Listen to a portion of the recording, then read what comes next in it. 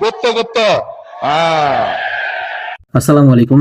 গত কয়েকদিন ধরে তারেক রহমান সাহেব একটা শব্দের অনেক বেশি ব্যবহার করছেন, সেটা হলো গুপ্ত। তিনি কেন এই শব্দের এত বেশি ব্যবহার করছেন আপনারা অনেকেই চিন্তা করতে পারেন। তো আমি আপনাকে বলি কেন করছেন। যেমন ধরেন বিএনপির অনেকগুলো টাইটেল আছে: চাঁদাবাজ, ধান্দাবাজ, ঋণ খেলাপি, ব্যাংক ডাকাত, দুর্নীতিবাজ, দখলবাজ, ভূমিদস্যু, খাম্বার একটা আছে, হ্যাঁ।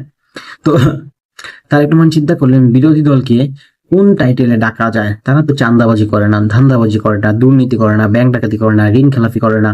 তো তাদেরকে কি টাইটেল দেওয়া যায়? তো খুব গবেষণা করে তারেক রহমান একটি শব্দ পেয়েছেন, গুপ্ত। তো তারেক রহমান সাহেবকে বলবো সেই গবেষণাটা আপনার ব্যর্থ। কেননা গুপ্ত শব্দটা তাদের উপর মানায় না। যেমন ধরেন 17 বছর লন্ডনে আপনি ছিলেন, তো গুপ্ত কে ছিল? আপনি ছিলেন। সালাউদ্দিন আহমেদ ইন্ডিয়াতে উনি আরামে এসেছিলেন, তো গুপ্ত কে ছিল? সালাউদ্দিন আহমেদ ছিল। তো বিএনপি যারা আওয়ামী লীগের কাছে যে নেতারা সুবিধা ভোগ করেছে তারাই গুপ্ত ছিল।